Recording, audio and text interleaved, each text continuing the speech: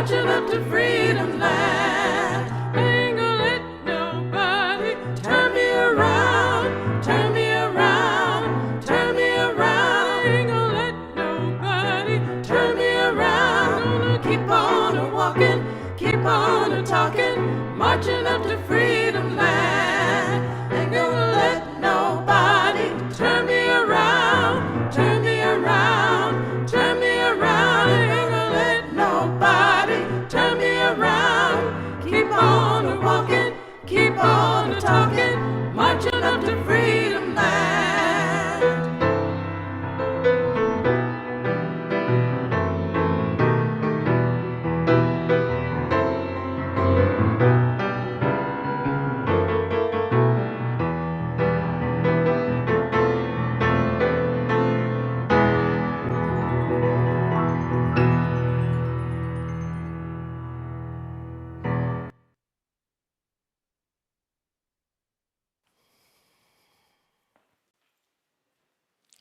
Good morning, heart and soul.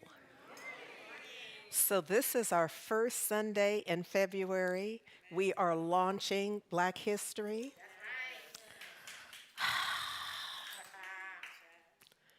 So many feelings. So many. Would y'all line up? Just feelings just line up so I can get to you in course. Oh, Lord, so many feelings. My first feeling reveals itself. Oh, my Lord. You know, I was sitting there. I'm so grateful for the way that heart and soul has evolved and the way that we embrace Black history, period, full stop, and then Black History Month. And they're different because we live Black history. Black history is history. And it intersects largely, Black history is American history, truthfully. For real, for real. Our challenge, as I was looking at the video, our challenge is that we try to squeeze it all in to a presentation because so much has been omitted. So much has been omitted intentionally. And now there is an energetic presence that is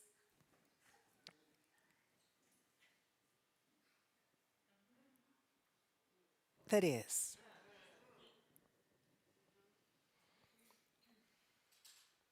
And so, the beauty of this month and the way that Heart and Soul approaches it is that it allows us to kind of tag back.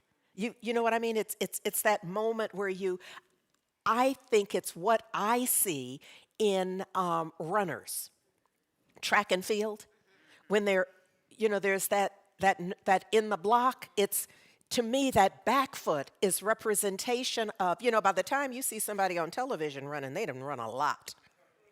You understand what I'm saying? You're not seeing their first trot.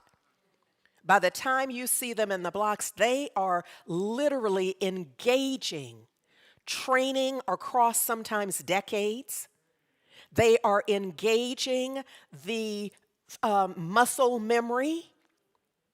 They have done it so much and so have we. So there's a part of this that I want to say to you just in this quick moment is that don't be scared. You can't afford to be. The energy of scared is not an empowering energy. Now, I can't tell you what to do. Yes, I can.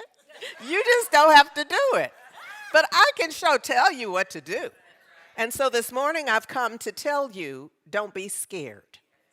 Because it gets in the way of everything we're required to do. So this is in the collective, don't be scared, but it's also in your individual life. If anybody is not opening mail that needs your attention, I'm saying to you, don't be scared. Don't act like you don't know what I'm talking about. There's some mail. Some of it is in special colors with the intention to get your attention, and you are trying to act like you don't see it. That can never end well. Yes? If you need to go get the lab, go get the lab. Don't be scared, because scared is in your way of getting the kind of outcome you want to have. Your dream for your life, your claim, already affirmed on your highest and best. Don't be scared. So we're going to be talking about this. I'm going to have to refer to a note, or because I'm just out here without a net right now. So look, huh? Oh, thank you. Thank you. So look, I love that y'all tune in from home or in the car or wherever y'all are. I really do love that you do this, and maybe you tune in later when it's more convenient and all of that. Do that. But I need you to know that the in-house experience is different than what you're experiencing. And what you're experiencing may be the absolute best. You may not be able to get in here, but you may not know, if you've never been to this facility, that Harriet Tubman watches over us. See, you may not have had the experience of walking into a room where there is almost a life-size portrait of Harriet Tubman representing our intention for liberation. You might just have to get yourself in here. Some airline's having a sale somewhere. You might just have to work it out. You also wouldn't know that in the back of the room here, and for years, every Black History Month, we have a display, if not a museum, curated.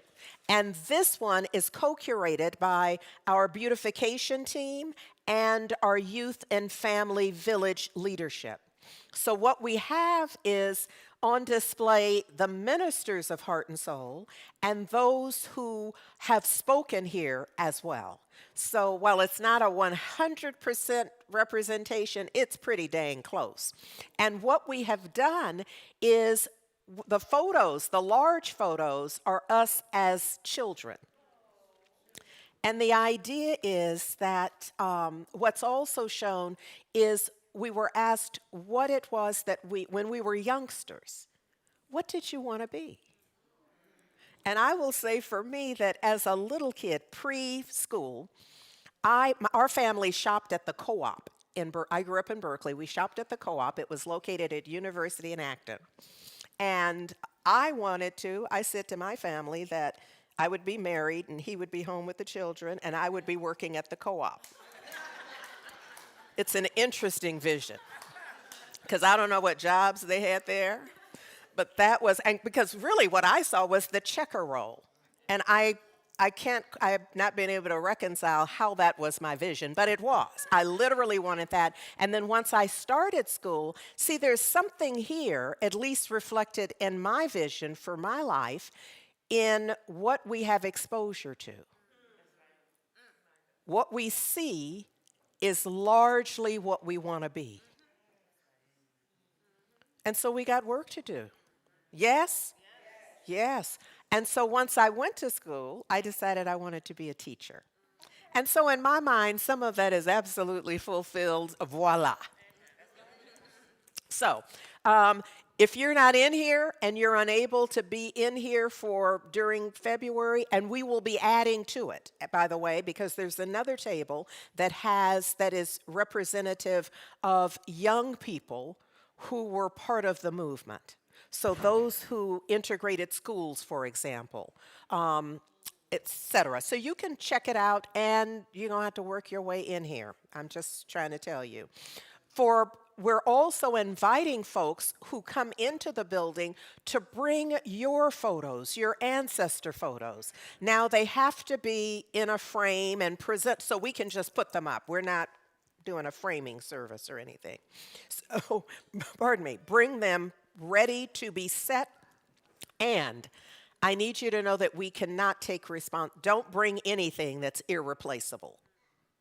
Bring a copy of whatever it is, because we just cannot take responsibility for ensuring, we feel like it'll be safe here, but we cannot take responsibility for you bringing an heirloom photo or frame.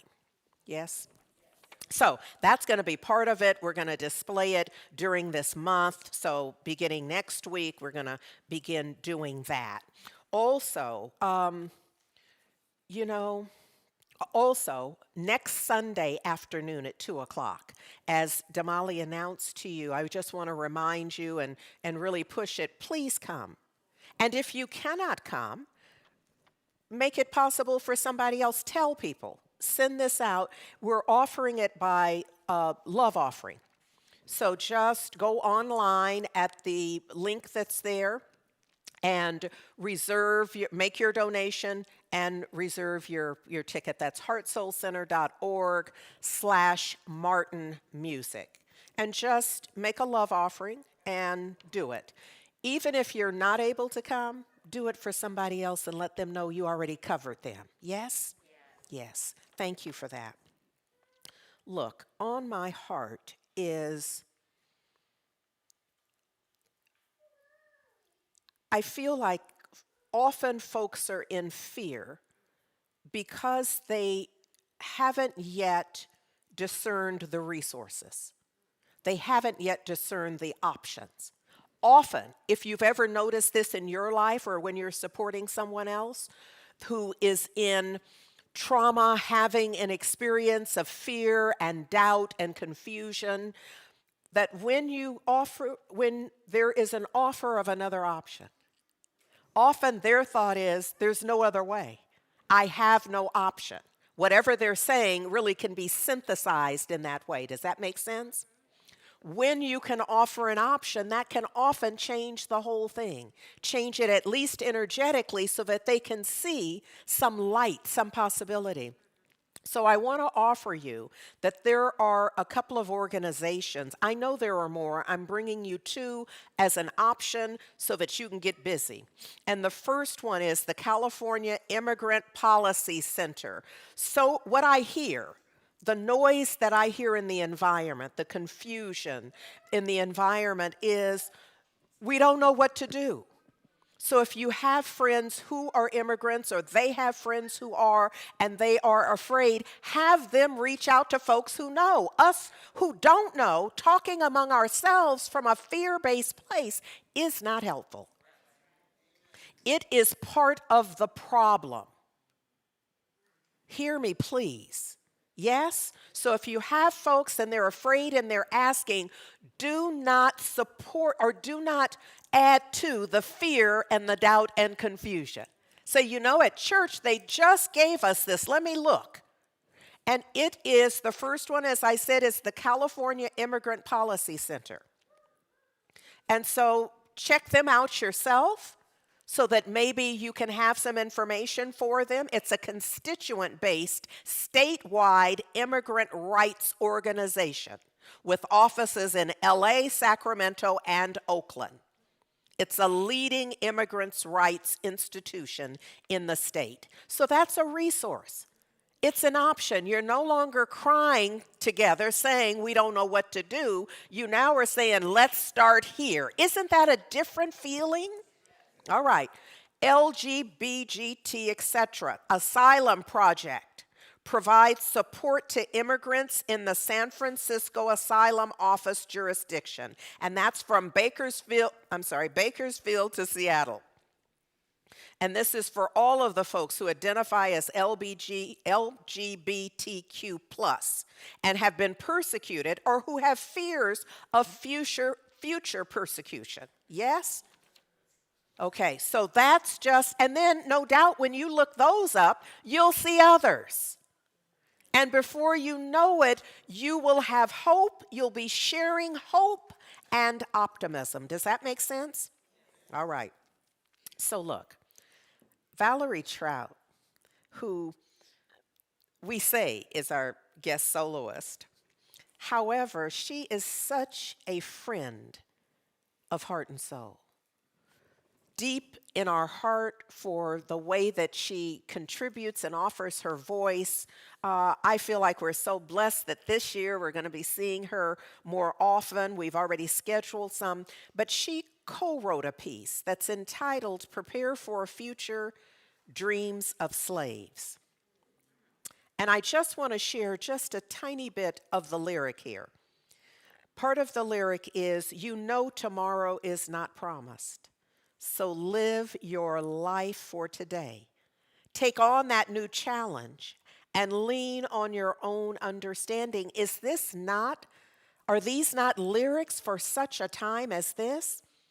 There are few things, in this world that need taken care of by you. This is what really had me embrace this so, because it's pointing out that there's something for you to do. This is not a sit back time. We got to prepare for a future of truth. Oh, change is here. We're the dreams of slaves.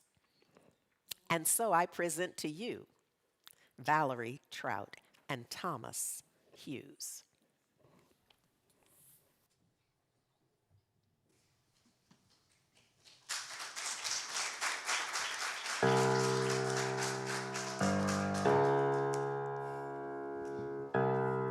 Can y'all snap with me?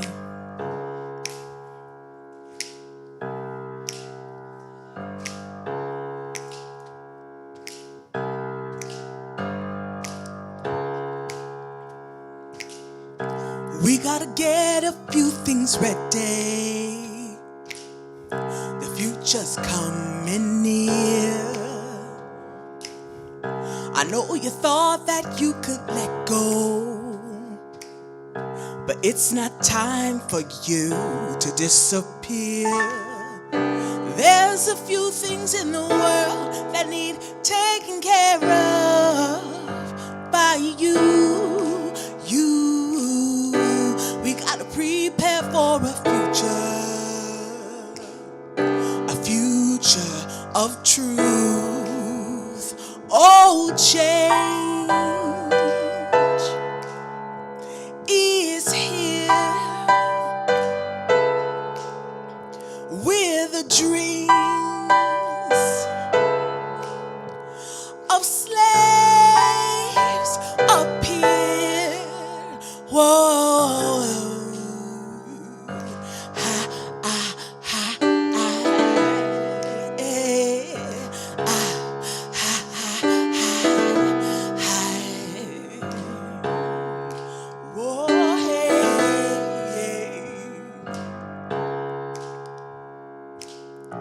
You know tomorrow is not promised, so live your life for today. Take on that new challenge and lean not to your own understanding. There's a few things in the world that need taken care of by you. We gotta prepare for a future of truth. Oh, change, Lord, is here, Lord, with the dreams, Lord, of slaves appear. Whoa,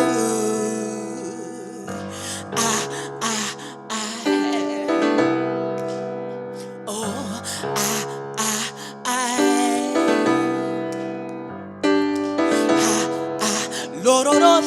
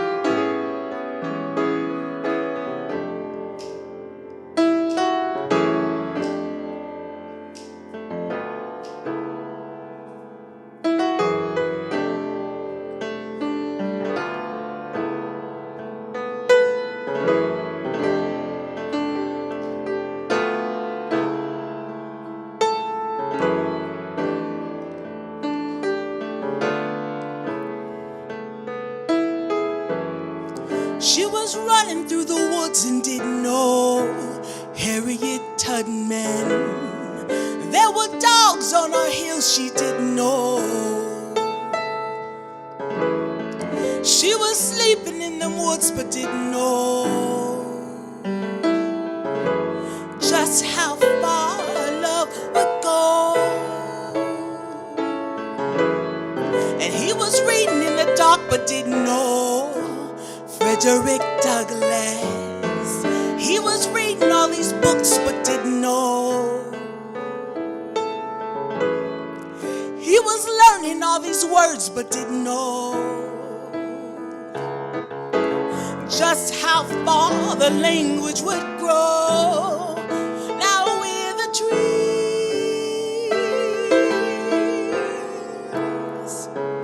of slaves.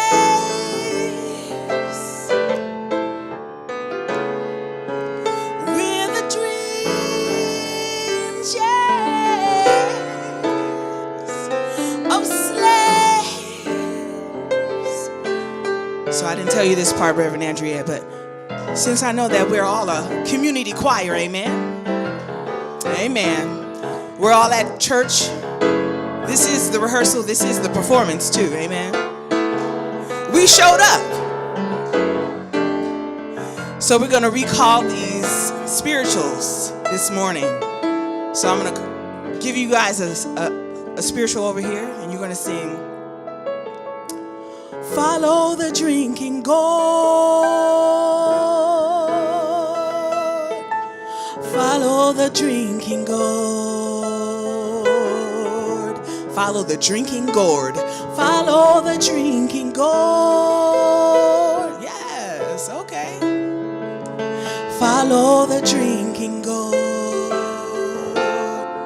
And in the middle you're going to sing, "Some glad morning when this life is over, I'll fly away." Or if that part calls to you, sing it. Some glad morning when this life is over, I'll fly away. I'll do that one again. I know it's high. Some glad morning when this life is over, I'll fly away. And over here you're gonna sing, "Swing down, sweet chariot, swing down, sweet chariot." So we got up and down. Swing down, sweet chariot, swing down, sweet chariot. You can sing it down the octave too, you know. Swing down, sweet chariot, swing down, sweet chariot. Let's keep singing. There it is.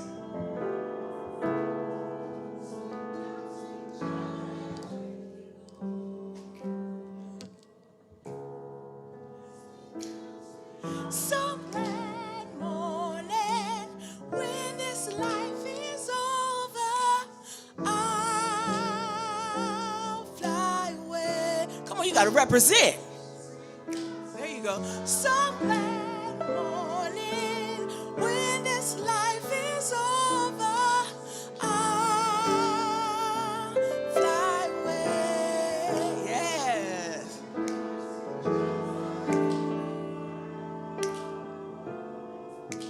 Beautiful.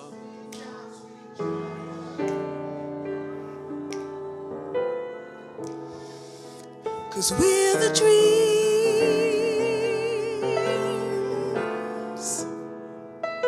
of slaves.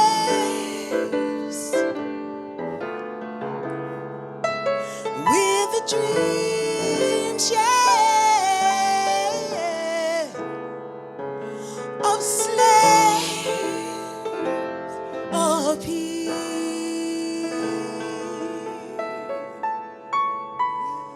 Beautiful.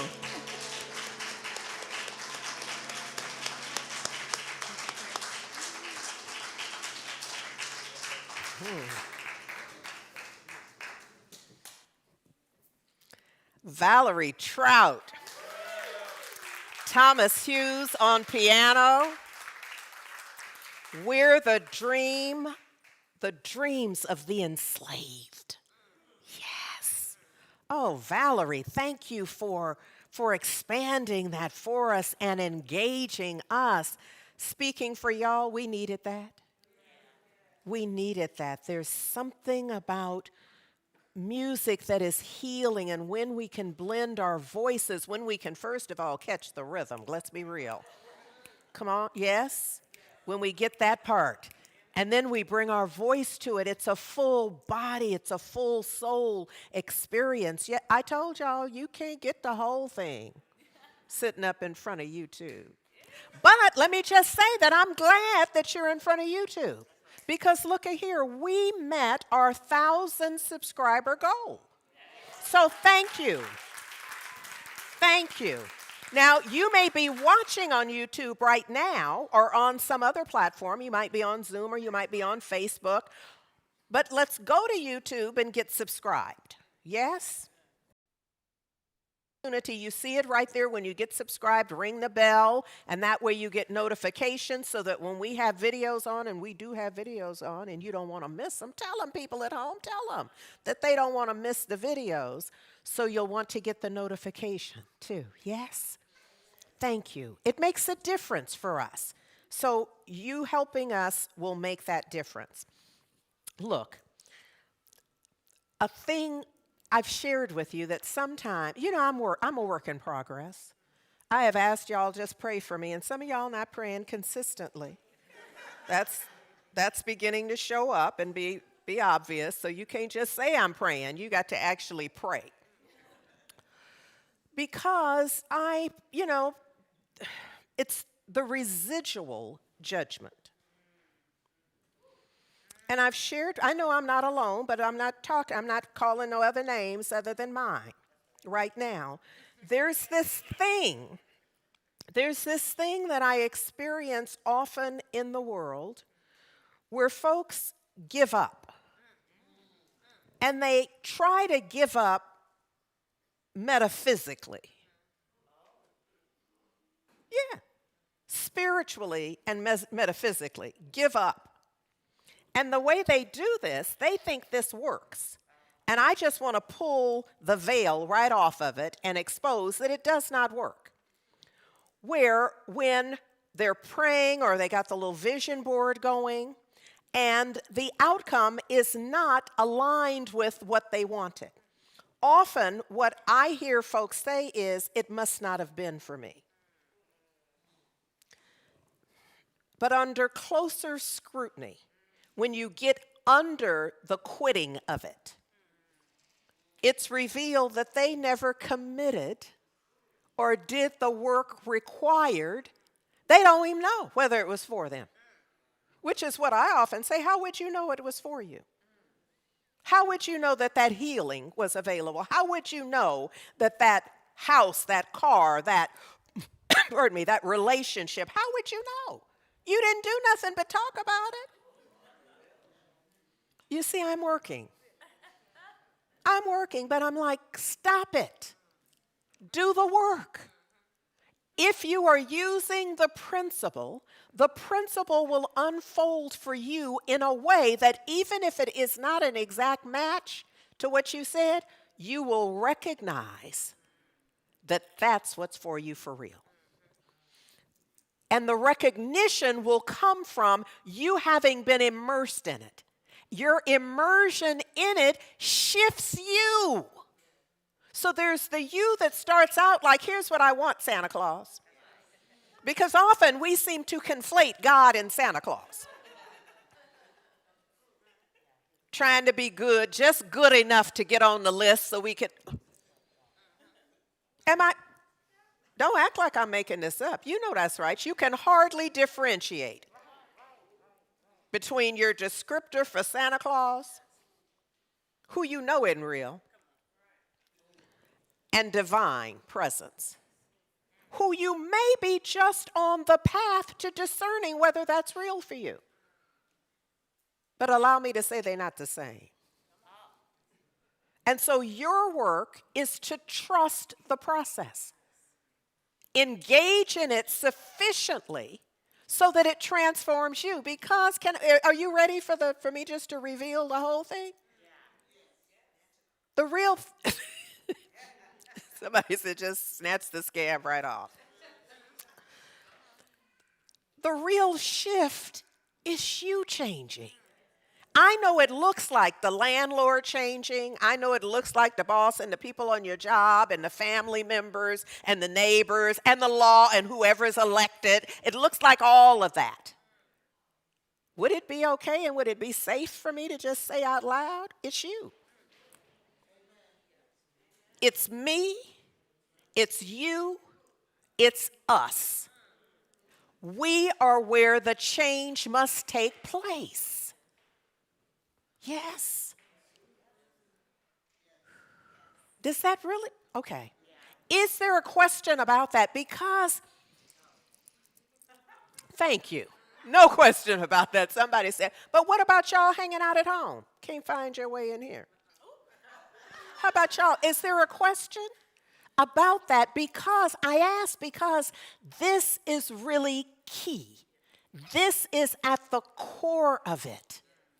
Is your willingness to be and do what is required in order for the transformation.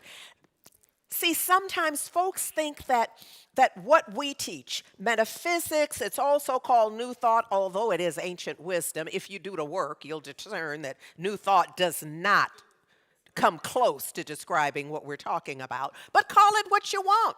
The main thing is to be it and do it. And so folks can get confused because it sounds like just ask for stuff, just write your affirmations, and if you put it on the mirror, it's guaranteed. No, it isn't. You got to put it on your heart. And I don't mean pin it to your lapel. I mean on your heart. Not the muscle beating in your chest, but your heart mind. Your feelings, you must be transformed in order to have the transformation. That comes first. I know they didn't teach us this at a time when it would have been the most valuable.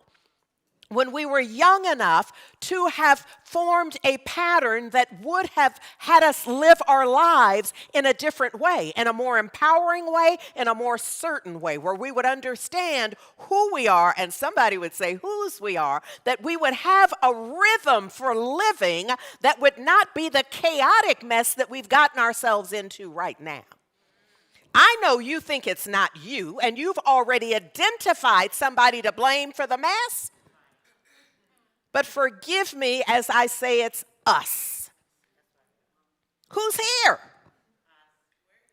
If we're here, it has to have something to do with us. This notion of separating ourselves from what is does not work, because you know what happens is when it gets good, we want to get in.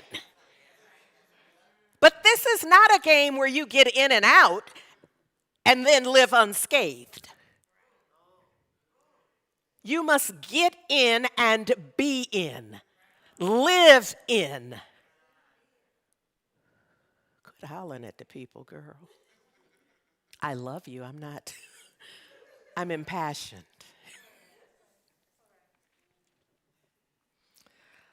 Ooh.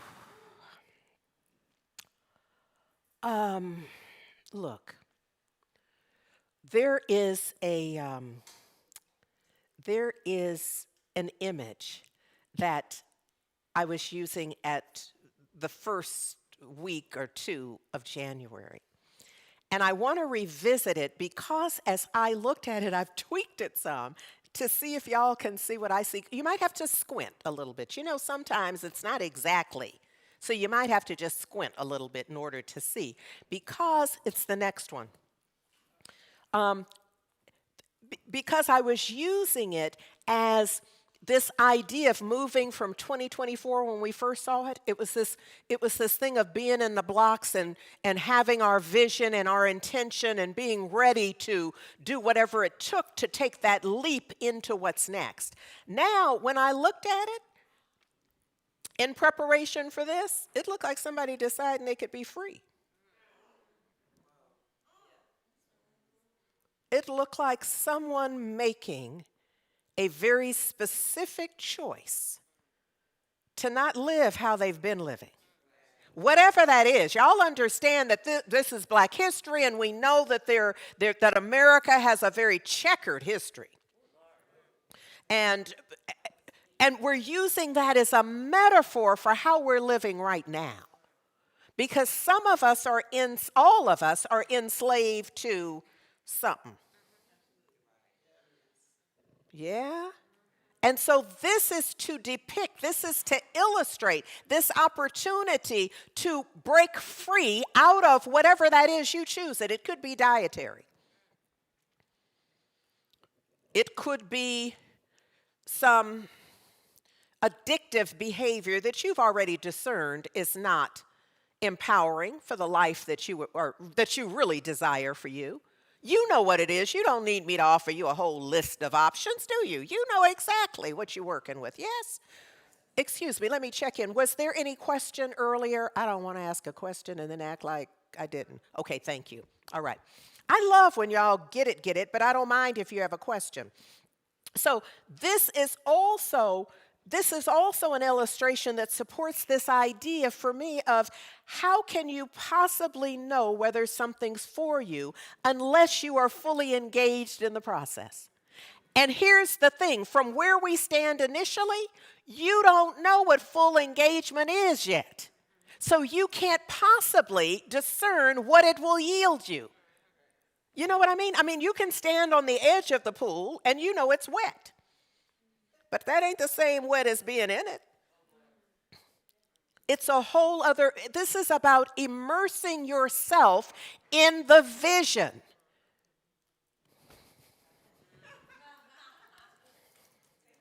I'm just talking to myself up here. I have this notion that we have to be vulnerageous. I've been practicing. Y'all know I stuttered and used to have a speech impediment. So some words, there's certain word and letter combinations that I have to study and practice if I'm going to say them out loud to people and have them be understood. So look, this whole idea is you got to bring something. And I know you don't often feel like you have the capability or the wherewithal or what? It's legitimate. You've been beat down. You're under the effect of this, that, and the other, aren't you? But I'm telling you that you cannot use that in your defense. For what I'm talking about, there is no defense. There is only the invitation. I don't know if you really get that. That's an important distinction. There is no defense. This is not where but no, I have so many children and I have this and no, it doesn't matter. If you have a heart's desire, you are responsible for nurturing it and in doing everything required to bring it to harvest. And you may not know when you pick it what that requires. But allow me to say to you, if you really want it, you are going to have to do, and engage everything required in order to have it. This is not me trying to scare you from your vision. This is me laying it out. You may not like me now, but you're going to love me later. Because I am revealing to you what you must do. We could pretend like I could give you several affirmations. But let me tell you, if your heart hadn't changed, those words are not going to make a difference.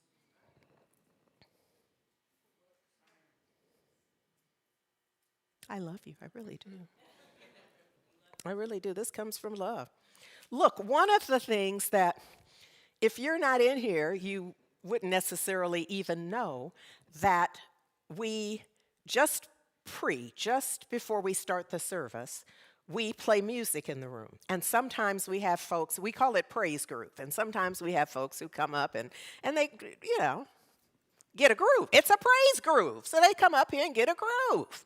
And sometimes we just get our groove from right out here. So today, this month, we are rocking with Sounds of Blackness, Optimistic. What? What? The soundtrack for Black history. For the move from where you are now to where you want to be. What?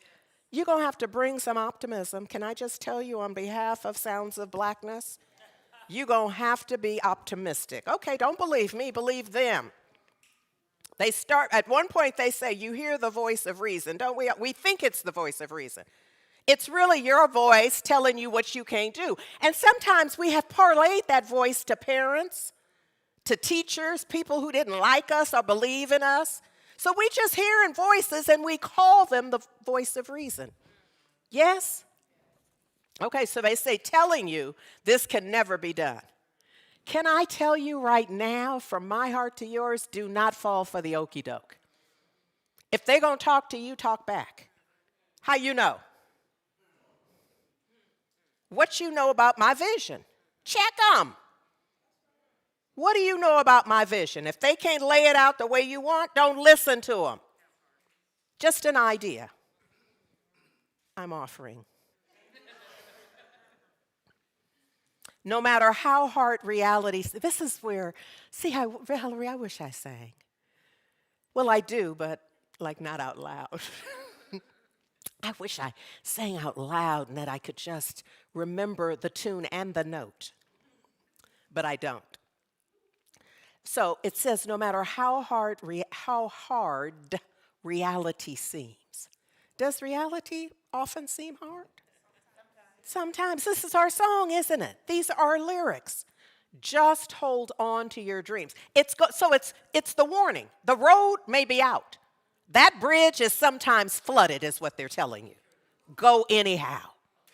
But be prepared. You got to know what to do. Does that make sense?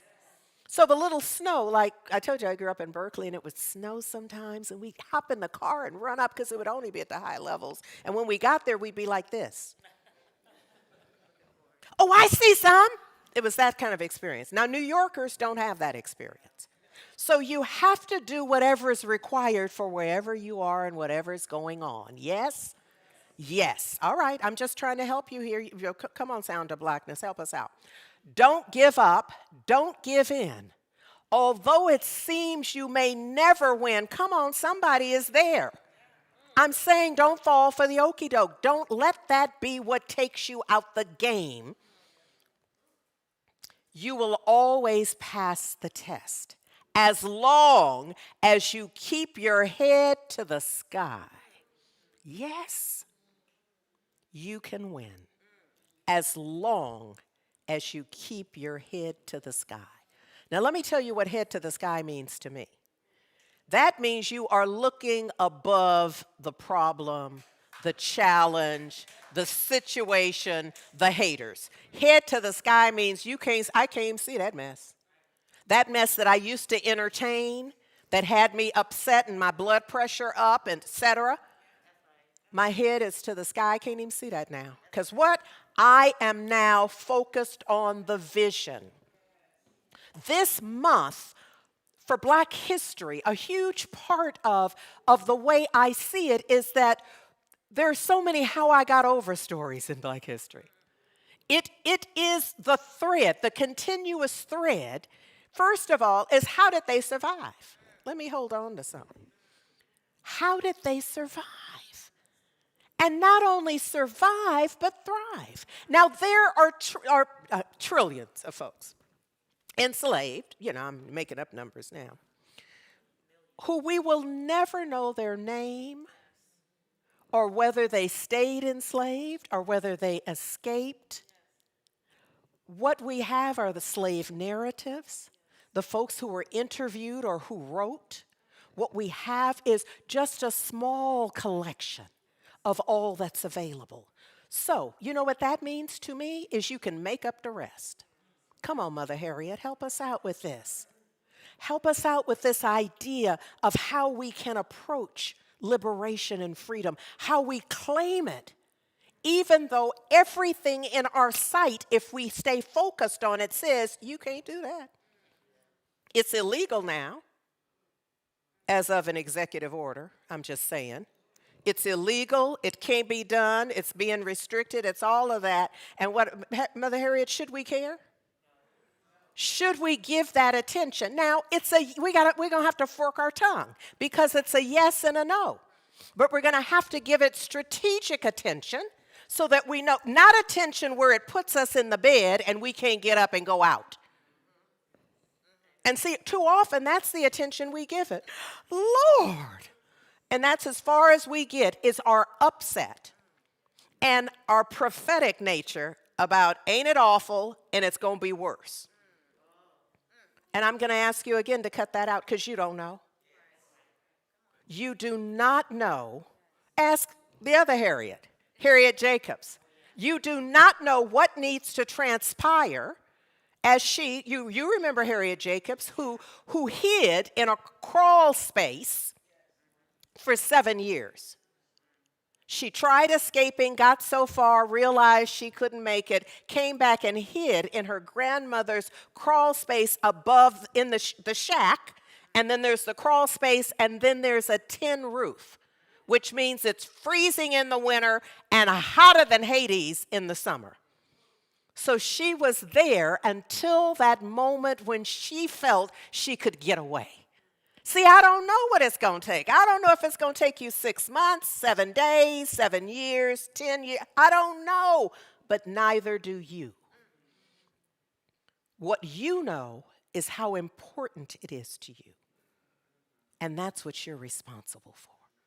You're responsible for your behavior being so aligned with your vision.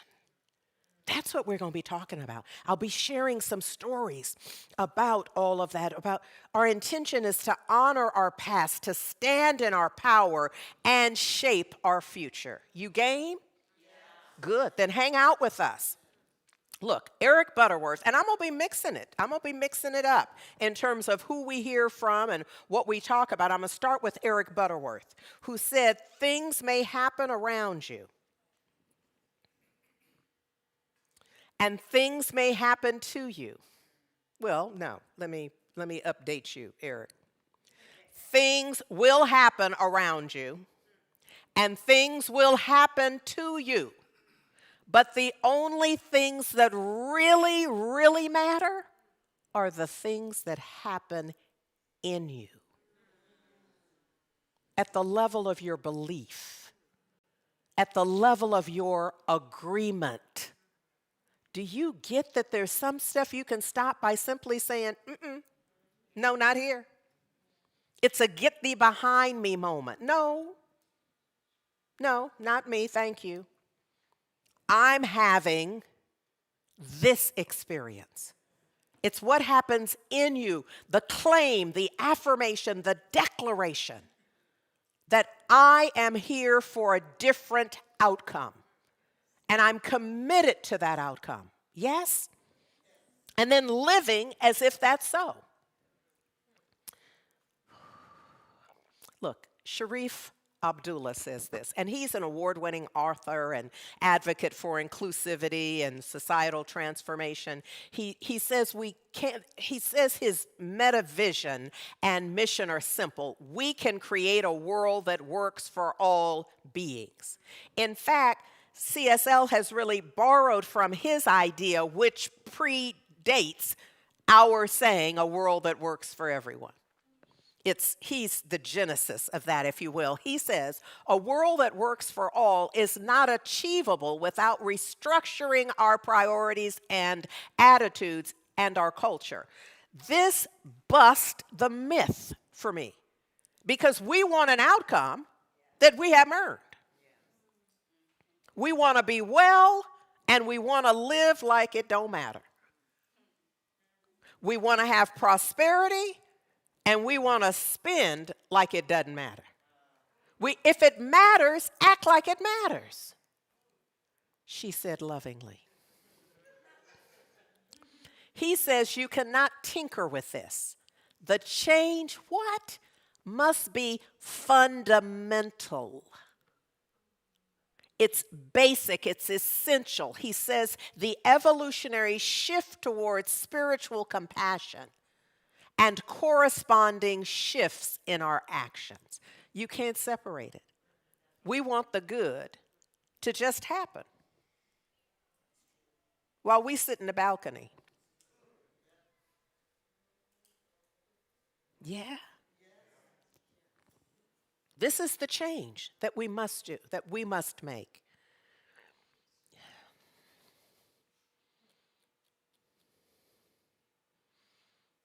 No. We must work on ourselves first, he says, and then be prepared to, and I'm emphasizing, do the work on our culture and institutions. Did you get that there's an order in that? Somebody would say to you, I don't want you touching our culture and institution until you get your mind right, till you get your heart right, till you get your spirit right. I don't want you teaching in the schools until you can love the children.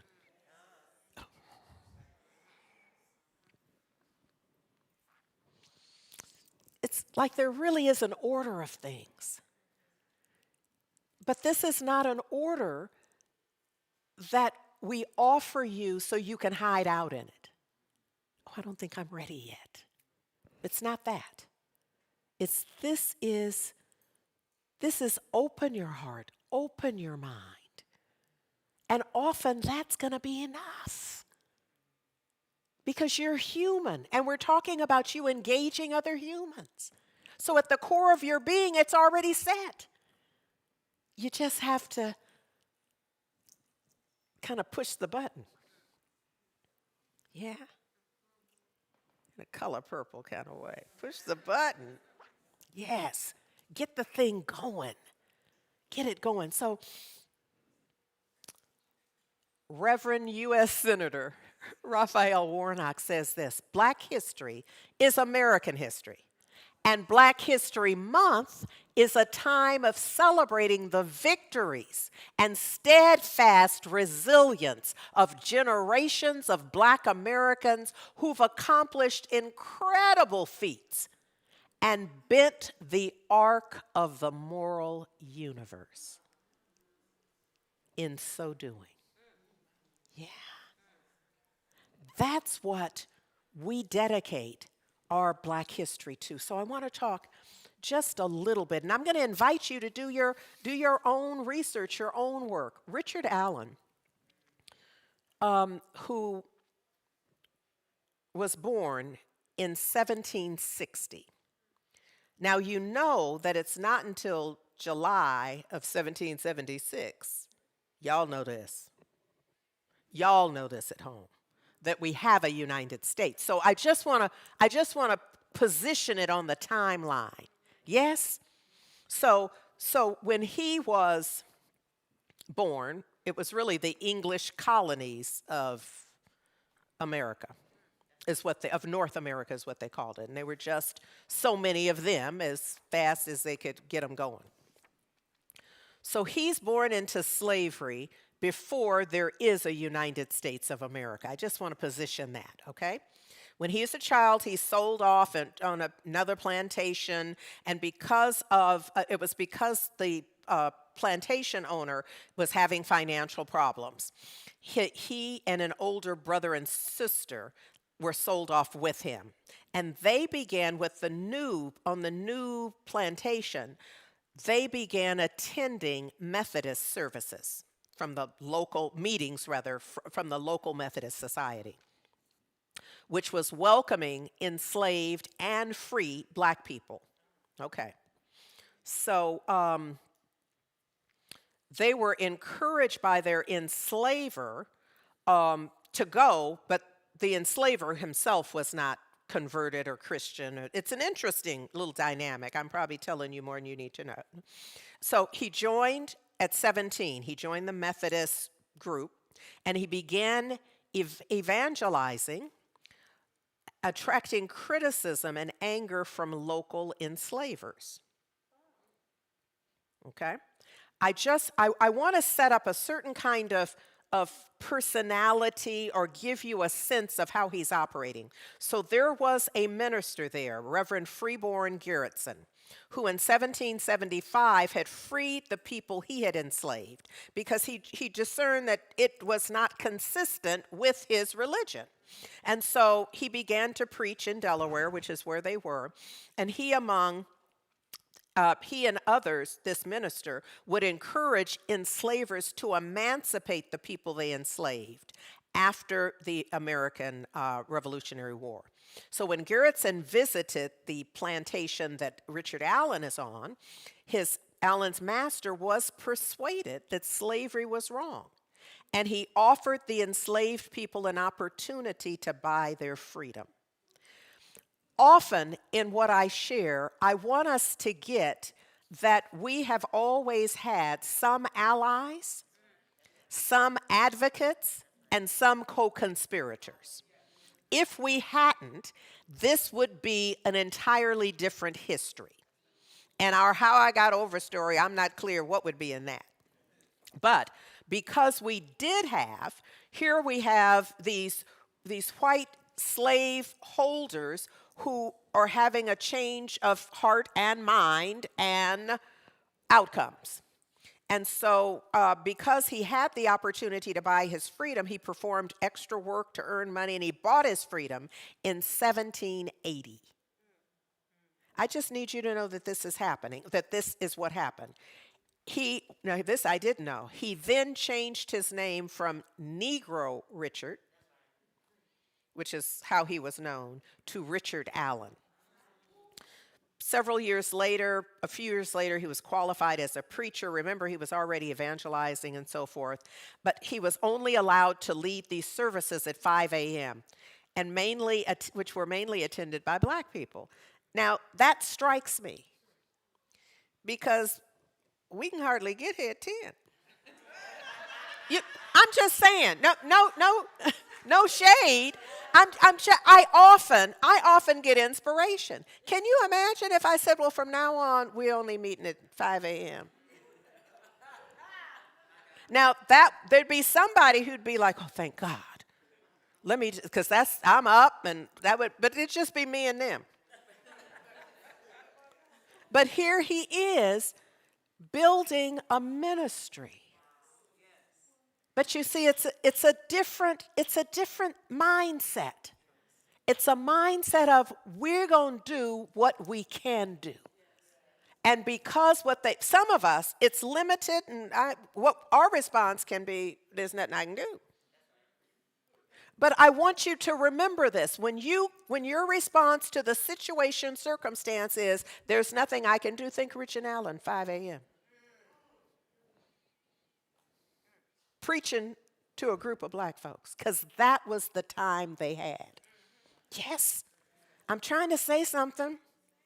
Okay, then he moved to Philadelphia, which was the center of free black people and the biggest city in the new United States, second only to London in the English-speaking world. So that was then. So a couple of years later, in 1786, he's now with St. George Methodist Episcopal Church in Philadelphia, but he was again restricted to the early morning services. He attracted a lot of folks, but that began to be a problem. Ultimately, he and there's a little group of them leave the church. So if you know anything about the founding of the AME, you know it came right out of the Methodist Episcopal Church. But it was that they could not meet, that they were not given the kind of opportunities in fairness that could have been worked out had there been that mindset. So see, what I'm also saying in secret, can we just peel back here to say that sometimes the thing that pisses you off and makes you say that we can't do this anymore is the very thing that's going to be the start of something. You wouldn't have moved otherwise. You'd have just had the whole back area of it, or you'd have gone downstairs after the service, or whatever it is, but because they were refused the accommodation they desired, they said, well, we're going to walk. And they worked it out. Now, it took a lot, But they worked it out, and now that AME church, St. George, I'm sorry, that's not the name of it, I have it here. It is the Mother Bethel Church is what it's called. It's the oldest church because they opened the doors on July 29, 1794.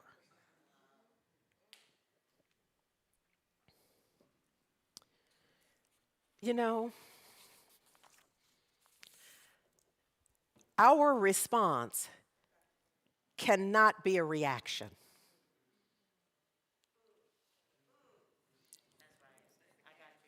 When the thing isn't working, what is called for is for us to respond at the level of our vision. Because we might not have had the Mother Bethel, which is still operating in its own way. I'm not remembering from my notes, and y'all don't want me back in them, as to whether it's the same building and all those things. I'm sure, I feel certain they still have the land, etc.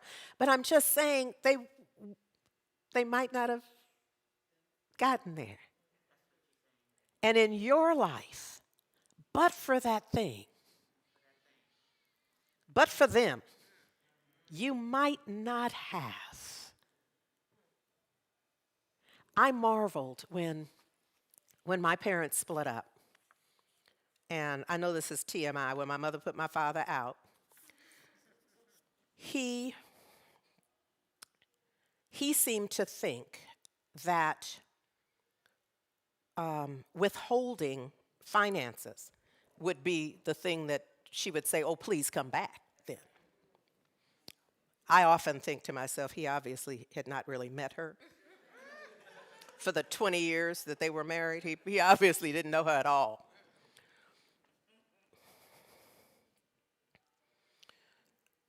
But I found myself, there was a point in time when out of that, my mother, who had largely been a stay-at-home mom, went to work.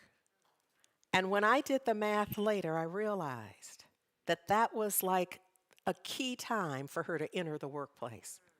So that when she was of age, she actually worked for the state of California in management, and so she was able to retire and have some resources.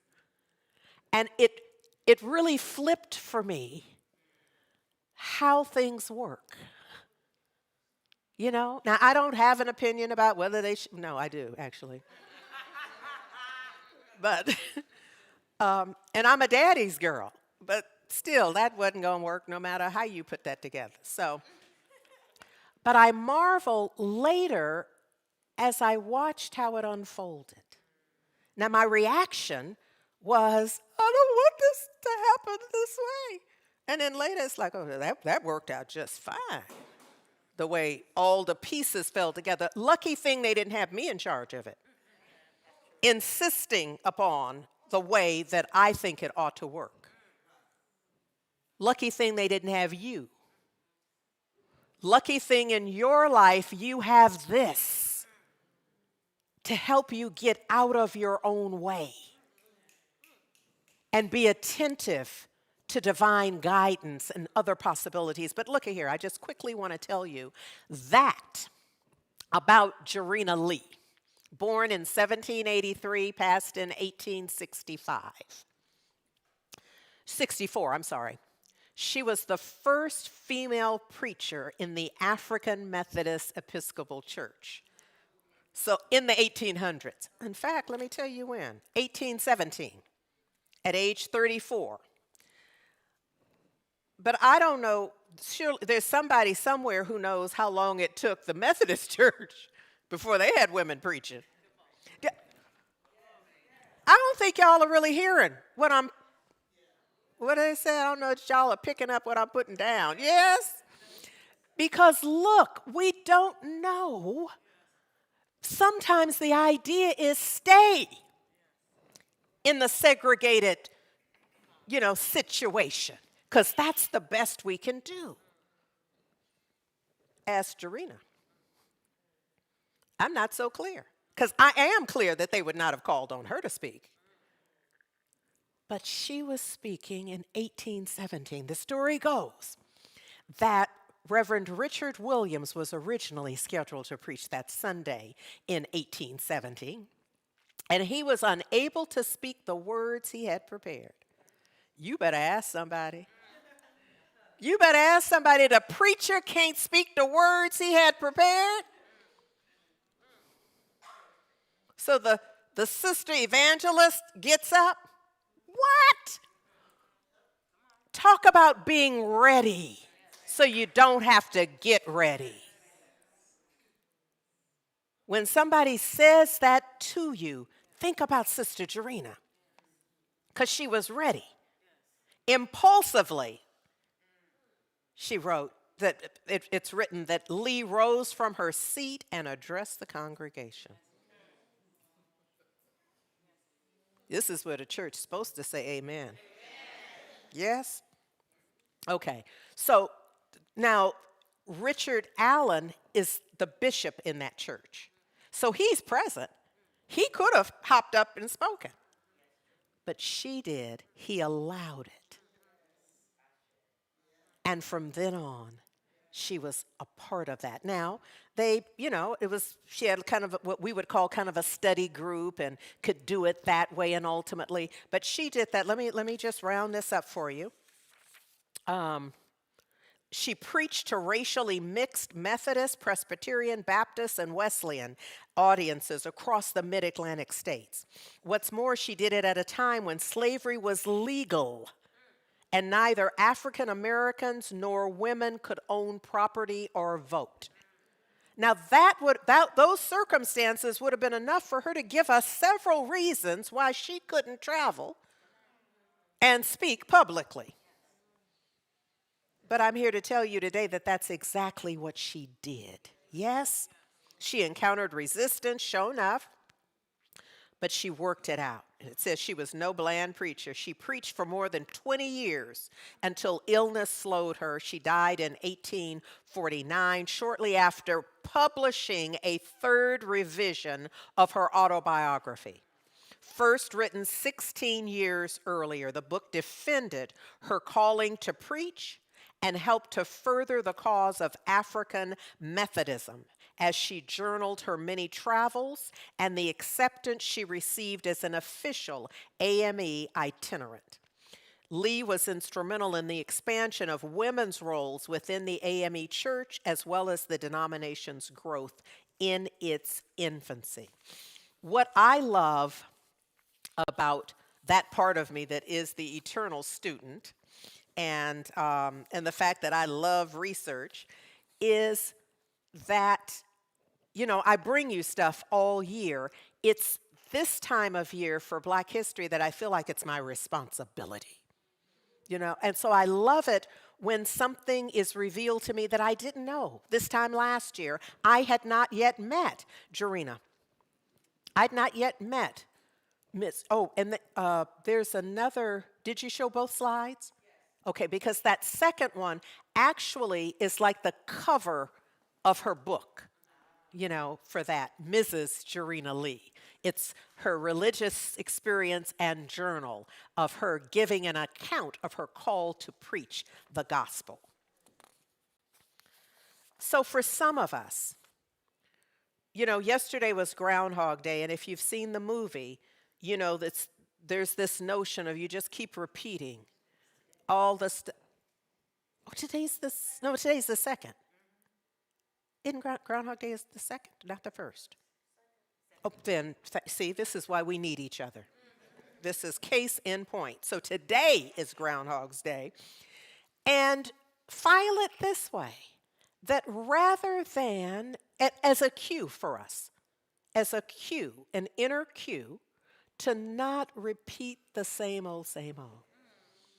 If it wasn't working this time last year, consider another way. If it hadn't worked for the past, you name the time frame, you know how we do. We do our own Groundhog Day, where we say, we can't do no better. I'm here to tell you, yes, you can. You just have to be willing to do better. Eric Butterworth offers us that the whole universe is on your side. life is forever biased.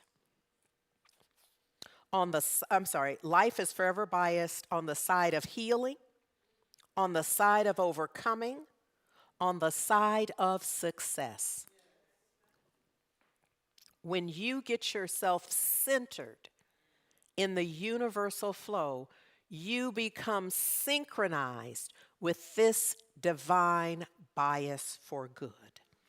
So look, this divine bias for good is the same thing that is mentioned in Philippians 4 and 8. Think on these things. Think on the things that are of good report. All of which could be synthesized to love. Think about love.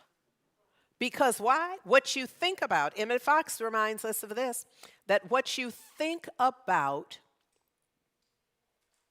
here it is, thank you. What you think about grows. Whatever you allow to occupy your mind, you magnify in your life. Now, part of me is listening for a gasp. For the one who, in realizing, oh my goodness, I'm doing it to myself. I am the cause of my situation and circumstance. He says, whether the subject of your thought be good or bad, the law works and the condition grows. Any subject that you keep out of your mind tends to diminish in your life. I'm going to say that again. Any subject, any thought, any situation, any circumstance that you keep out of your mind, it's a get thee behind me moment. It's not that it won't come up. You just won't attend to it. You just won't entertain it. You don't answer the door no matter who's out there. Why are you entertaining whatever thoughts arrive? So he's saying to us that if we keep it out of our mind, it will be diminished in our life. Because what you do not use will atrophy. So sometimes we're worried about, what to do about this? Just take your attention off of it. And put your attention on something else. Yes? Okay, this is just the part one of it. Look. This notion from Philippians 4 and 8 of think on these things are of good report. I'm going to say that it all synthesizes to love. And Ricky Byers wrote a song. I'm going to invite us to sing a song about love. Her lyrics say, be encouraged. Love will see you through. Be the first to love. That's an idea. Fill your heart with love. Be about the love. Sing a song about love. Never doubt that love. Valerie Trout and Thomas Hughes. I was thinking I'd see her. Valerie Trout.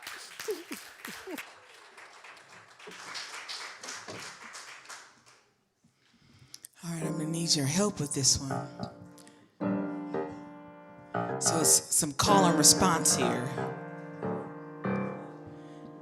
Every time you hear love, 2, 3, 4, love, love, love, love, love. That's your part. Love, love. That's all you got to do. Love, be encouraged. We'll see you through. We'll be the first love, heartbeat inside of you. Never doubt, sing about it. Love, inspirational love. It's our shelter, love, now and always, love, forever. Love, love, love gives you courage, fills your heart. It's the best thing. You can't go wrong with it. It's eternal. It has no end. So stand up for it. Full dimensional love. It's our shelter. Now and always love. For and after love. Love gives you courage. Fills your heart. It's the best thing. You can't go wrong with it. 'Cause it's eternal. It has no end. So stand up for it. Unconditional love.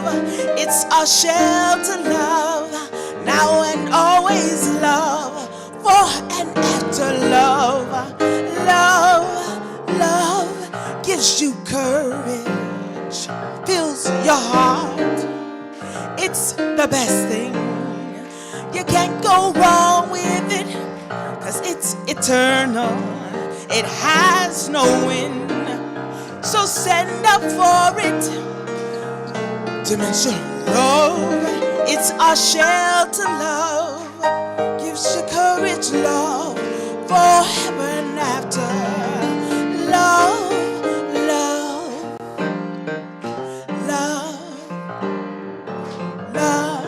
Hey, love. It's eternal love.